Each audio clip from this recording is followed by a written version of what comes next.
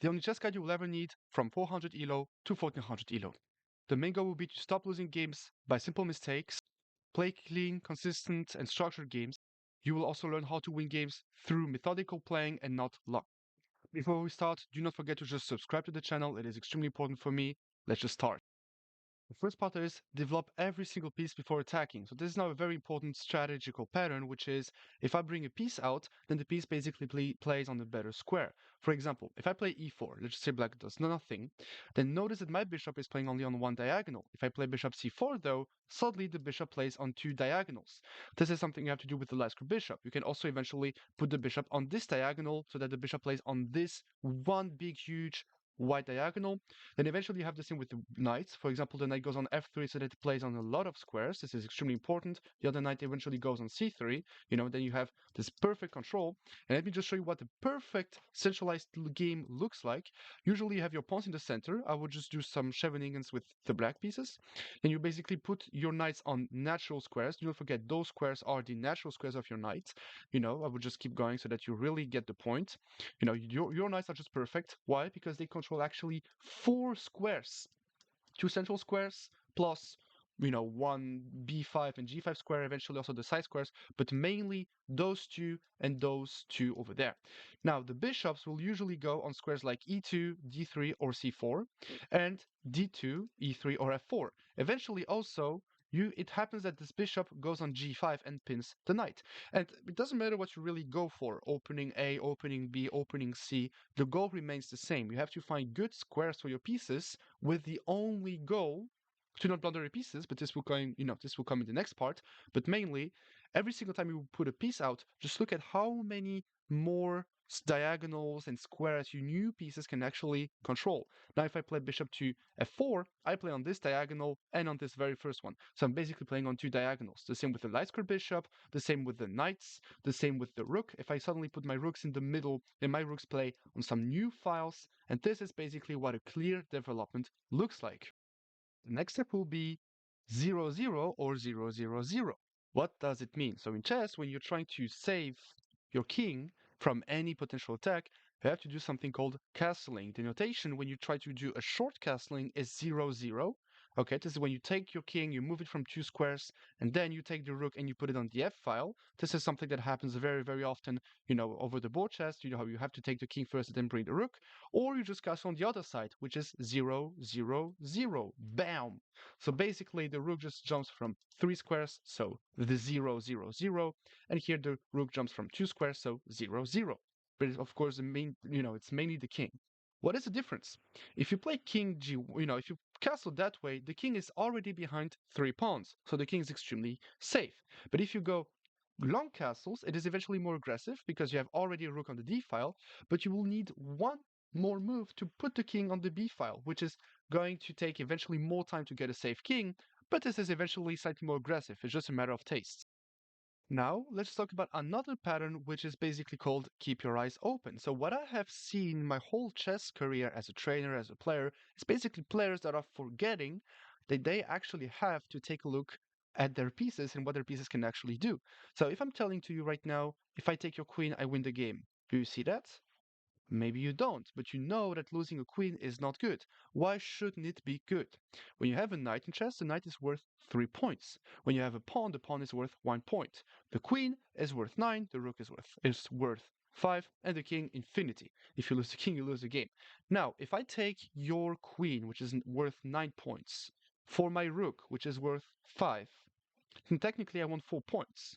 It's even deeper than that. I'm very likely to win the game because I won your queen. In return, sure, you got a rook back, so we can count 9 minus 5, but let's just put it that way. Rook is better than a knight. Queen is better than a rook. So you don't want to lose your queen for a rook or only for a knight. Eventually, if I'm giving away all my pieces for a queen, then sure, maybe, why not? But still, I will show you a very clear example. So this is a game that I saw a couple days ago. A student of mine played e4 when he was still a beginner. His opponent went d5. He went e takes d5, queen takes d5, and knight c3. So he's doing something called attacking. He's attacking the queen, and his opponent did something well. His opponent just moved the queen away. Why? Because the queen was getting attacked by the knight. The queen was getting attacked by the knight. And now, sadly, my students just pre-moved the move knight d5. So what is pre-moving? When you would play chess online, you would just realize that some people are playing extremely fast. Actually, they know that you're going to do something, otherwise you will lose the game, so they pre-move their answer just to apply some psychological pressure and eventually some time clock advantage against you. What's happening is that after knight d5, there is right now a beautiful thing going on here, and that's the queen. The queen is on the same line as, on the same rank as the knight, so basically the queen can just capture the knight, right? His opponent completely missed that and played c6, which was, after a couple minutes, was just played and, with the idea of attacking the knight. But look, this is not a skill issue yet, this is just that his eyes were closed or something, but here you can basically capture the knight with the queen. But his opponent took 10 seconds and decided not to and decided to attack the knight. So keep your eyes open. Captures in one moves are really going to make the difference, the difference between a player that is rated 0 and 400, but not 400, 800. Guys, until 1000 elo, people are blundering pieces in one move, and they know a little bit of some, of stuff. They know some openings, they know what is generally good in chess, what is generally bad.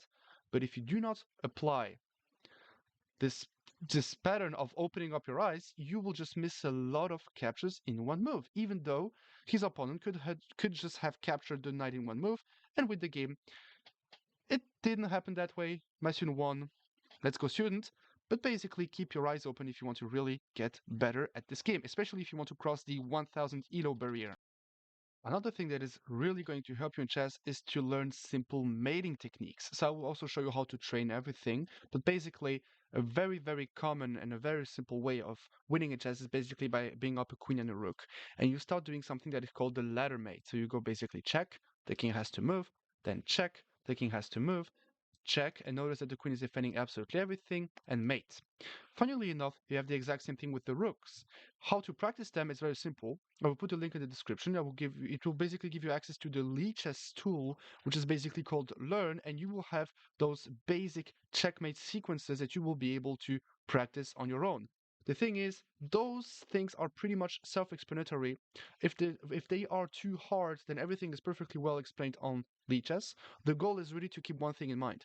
It doesn't matter what you will know, it won't be working if you are not training it yourself. So this is just a very, very common way of winning. We could basically do the same with the rooks. Just to give you a very, very quick example, here I can basically do the same. So check, check this, and now be careful. If I'm giving a check, the king can just capture the rook. So the small detail is that you have to swing the rook on the other side, and now the king can, of course, keep going that way. And now, once again, check.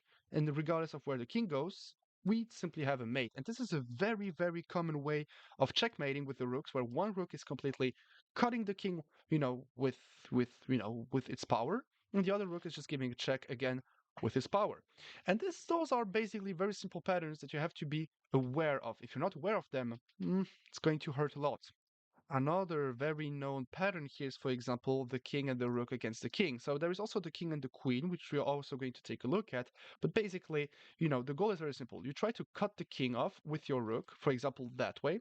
Sure, the king is usually in the middle, so let's just say that the king let's just say we allow the king to get in the middle. And the goal is very simple. We want to cut the king in some sort of a jail. Notice that the rook is doing a great job, and the king simply can't go through because it's not legal. There is check if the king goes on those files and or ranks. Now, what are we going to do? We're basically taking our king and just trying to trap the opponent's king even more. In that case, after king b6, how do we trap this king even more? We have rook c5. The king is completely stuck. It only has 6 squares. It used to have a little bit more.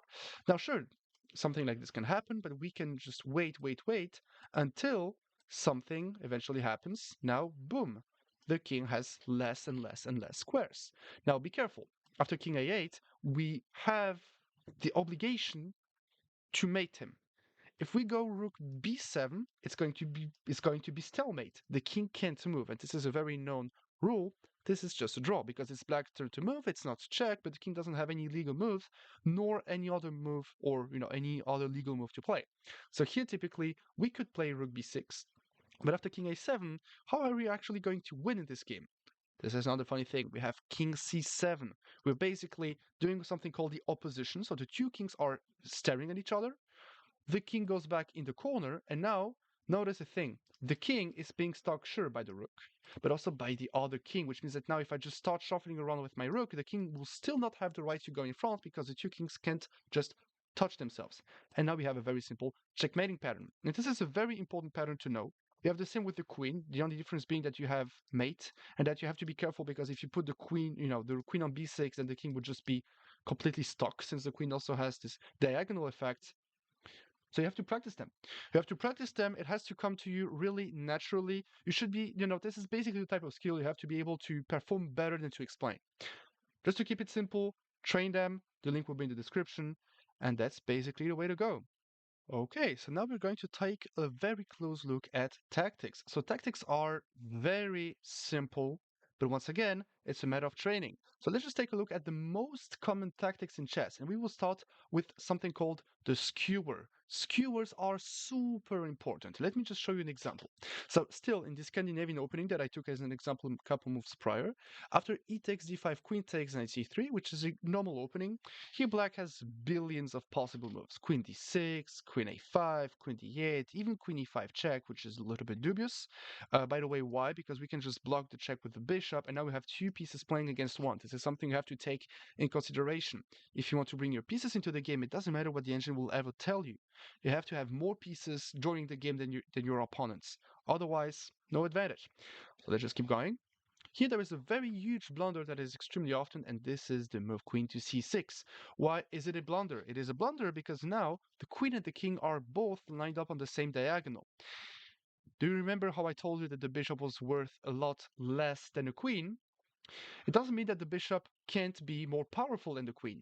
Bam! Bishop b5. What is happening? Why bam? Who wins? What the hell? What is going on? This is another thing. I'm attacking the queen. The bishop is getting defended by the knight, which means that if the queen captures the bishop, I just win the queen, and I just won the queen for a bishop, so of course I'm a lot better.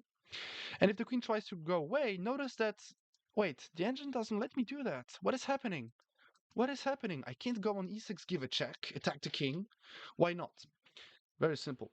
If the queen goes away, notice that the bishop is still lined up with the king, which means that if I move the queen away, I can just capture the king. So it's not the legal move. And since it isn't a legal move, then the queen is simply lost.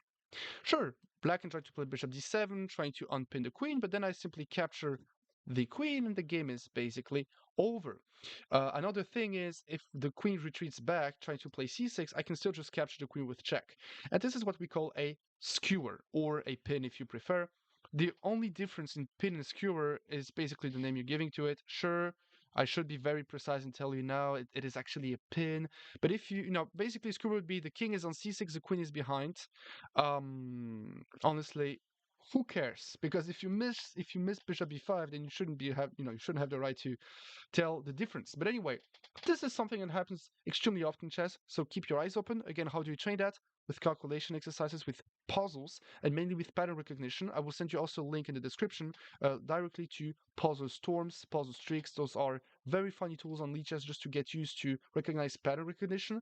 Also, in the learn practice section on Lichess, you will have exactly every single tactic that exists on Earth. So you have the chance to practice them. Now, next point. There is something called in chess that is called forks. So knight f3, knight c6, knight c6, bishop c4. So this is an opening called the Italian game. You don't need more than that. If you want to play it, just play it. It is very simple. Your pieces are out. You're going to castle quick. Then very simply, the knight comes out. You move the pawn. Then you bring the bishop out. And the game goes on. Then just try not to blunder anything. And here there is a move that exists that is knight to f6. So what is knight f6 all about? The knight is attacking the pawn. Now, e4, e5 are called open games, and there is a good reason to that. The bishop is absolutely ferocious on this diagonal. Here, white can play a move that is knight to g5, and this is what we call the knight attack. And depending on what black is going to do, this can actually be devastating. Now, what is white actually threatening? White is threatening a move that is called a fork. What is a fork? A fork is when you take a knight or whatever, a bishop, a pawn, a queen, and you attack two pieces at the same time, and your opponent usually can't defend. Even if the bishop can defend, sorry, even if your opponent can defend the fork or save the pieces that are getting attacked, you're still forking. So now, what is the knight actually forking? The knight is forking the queen and the rook together. This is not good. Black is going to either lose the queen or the rook if black can actually find a solution with that knight. Now, if you move the rook away, I just capture the queen.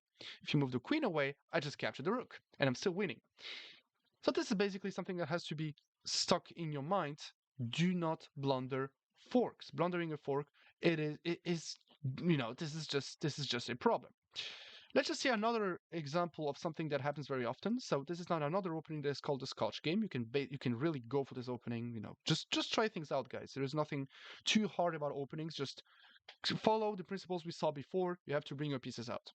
Okay, here black has to take. If black tries to go d6 or something else, then there is something funny here. We can just play d5, take a lot of space with white, even more space, bring your other pieces out, and we just have a nice game. So black has to take. We take back. One of the most logical moves here for black is actually bishop to c5. What is bishop to c5 doing? It's actually attacking the knight on d4. So white doesn't have a lot of options here. We have to defend the knight or retreat it. The best thing to do is just to defend the knight. And now there is a very common mistake. Here black has to go queen f6, which is just attacking the knight yet again, and it has a very small tactical idea. I will show you in a second what's the whole point of queen f6 and not the other move. The other move here is knight to f6, which feels logical. We're just bringing the knight into the game and it's basically winning. But it's blundering a tactical pattern that is called discovered attacks. Here, the knight can basically capture the other knight. And the bishop is actually staring at the other bishop. We can go knight c6. Okay, what is happening? What's going on? The bishop is just hanging. What if we just capture the bishop? If you just capture the bishop, I capture the queen. Sure, you capture the bishop, but I capture the queen, and losing the queen is not good. So let's say you just capture the knight back in order not to lose the queen. Let's simply capture the bishop. Can you recapture the bishop? No. And therefore, are you fine with this position? Of course not. Why? Because you just lost a piece, and this is just not good. If you capture, by the way, with the d pawn, it is the same. I can just trade the queens off first, then capture the bishop, and I'm just fine. Sure thing, we can capture the pawn, but it doesn't matter. You're attacking my bishop. Of course, I keep my eyes open, like explained before, and I just retreat the bishop, save it, and the game goes on, and I'm simply up a piece in a game that I shouldn't be losing. Except, of course, I start blundering, which is never going to happen. Okay, never say never. Discovered attacks happen extremely often in chess, so stay open for something called a weakness or a weak signal. A weakness or weak signal is basically a signal in your position. It can be a lot of things. For example, the king is not safe, so the king didn't castle, for example, or he doesn't have any more pawns in front of him. A piece can be captured. If you see that the piece can be captured, you have to calculate what happens if you actually capture the piece. And also unresolved tensions or unprotected pieces. Here the bishop on c5 is not protected. And my bishop is actually taking a very nice look at this bishop, even though there is knight on d4. So if I just move the knight away, even if I went knight e6 or knight f5, this bishop would be staring at the other one. Once you realize that there is such a signal, you try to go for the captures or moves that are basically resolving the tensions. How do you get better at those? Very simple. You practice them. Chess is a game of practice. Chess is not a game where you can be just, a library rat. It's not a game where if you know what to do, you will actually be performing well. No, you have to perform well first, and then you will actually be able to say what you know and what you don't know. Yeah, queen f6, by the way, just for the information, is the right thing to do because now with knight c6, it's no longer attacking the queen, so black can actually go bishop e3 in between move, which is yet another tactical pattern. Basically now, I just captured your bishop. So you think, okay, but I can just retreat the knight somewhere, and now what's happening is that I'm threatening the bishop. Yeah, but actually it's black's turn to move. Here, black can simply go queen takes f2, and that is checkmate. The queen is protected by the bishop, and the queen is giving a check to the king. The square is not defended, and the king can't go anywhere. It is simply a checkmate. So here white will have to capture back on e3, but now black can just capture either way, queen takes c6 or d takes c6, just to get the bishop on some new open diagonals. Notice, by the way, that the d file is open, so white can basically go bishop e6, followed by rook to d8, and black is just having a great position. The pawn structure is absolutely miserable, and this is basically the type of game where black plays and white watches.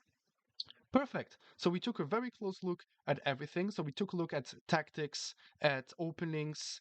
There is also a factor in the game that is called the end game and the middle game. Middle games are basically the moments where you play your opening, your bishops, your knights, your queens, your rooks are on some new squares that they didn't necessarily have on their very, very first move. And once you realize that every single one of your piece moved out, it is the moment where you have to pick up ideas, grab experience. The more experience you get, automatically the stronger you'll become in middle games. Of course, you have to stay, open-minded. It's not because you are, the greatest player ever that you are necessarily good at chess. Be careful. You can be the greatest player ever and still lose against Rufus and Dufus if you're not careful enough. The only way to be able to be careful enough is just to, take your time, keep grinding. You can be analyzing the whole game before playing your first games. You can. There's nothing wrong with that. But you will always be you know, slightly lost in your decision making just because you do not have enough experience. This is why we analyze first. I'm sorry, this is why we play first and only then analyze. I'm very sorry. You know, anyway, you play first, then you analyze, and then you learn. Eventually, once you reach between 1000 and 1400, this is the right time for you to pick up an opening and start training chess more consistently. Start to eventually take yourself a coach, buy yourself books, try to see what is the type of structure you're getting in your openings, get used to the usual tactics and patterns you're getting in your middle games. And slowly but surely, you'll get better. When it comes to the end game, until 1400, I would really recommend you to just see the middle game, I'm sorry, the end game like middle game with less pieces, with a lot of calculation involved. Practice those checkmating patterns we just saw at the beginning. So basically, rook and king against king, queen and rook against king, or two rooks against the king, knight and queen, bishop and queen against the king. Those are really, really important checkmating patterns in the end of the game. I would be recommending you until 1400 to practice them. Only then, when you'll be more experienced and when you'll have some vision to play some tournaments, this is when I would really be recommending you to start training them. But before that, with all respect, it's very likely that the level isn't good enough yet to really be focusing on the end game. There is a huge chance that you will start hating chess before actually getting the love of the game. So until 14, 1500, do not train endgames too seriously. Just grab experience first. Maybe you'll realize that, you know, maybe you will just get better automatically just by playing and playing, but do not study them too harshly, especially if you still have tactical problems, calculation issues, and if you are still not sure on how to not blunder pieces. I see too many players that have closed eyes. They just think that, that missing a piece in one move is a matter of skill, even though it's a matter of concentration. It's a matter of staying, eyes open on the board, and they want to study endgames. They won't be learning those endgames properly because they still miss forcing moves in one moves. What are forcing moves? Checks, captures, and threats, and you basically try to calculate them when you play chess. This is all what This is really what chess is all about. Until 1500, just focus on that part of the game. Now, I prepared one last part, and this is basically a recommended training method. Let me just change my screen very, very quickly. Okay, hello back. For those of you who are, following the streams, you know exactly, you know this position already. Just by the way, subscribe to the channel yet again. So when you are on lead chess, let me maybe just move my camera just a little bit, just so that you really. No, actually, it's pretty good. When you go on Lichess, there is on the top left, right next to the Lichess org, you have those things called puzzles and learn. You will go and learn, you will go and practice, and you will have absolutely everything related to chess. You will have those checkmating patterns in the end games that I was really talking about, especially those every single one of them. Just solve them consistently. Get used. Try to test your fundamental tactics. You have basically pins, skewers, forks, discover attacks that I was talking about, and some others like X-rays, Zwischen Zugs, overloaded pieces. Try to learn them a little bit by practicing, via practicing. Play your games, analyze your games, and realize what is the type of tactic that you missed. Try to compare the tactics that you missed with the tactics you basically have right there. Solve them. Forget a little bit about pawn games and rook endings for the moment. Like I said, until 1500, disabled people are usually not good enough to know them. If that's the case and you're just a hard stuck player, then then you know what you have to do. And basically, for the rest of you, really focus on those exercises. Forget about those, but focus on advanced tactics, fundamental tactics, and checkmates.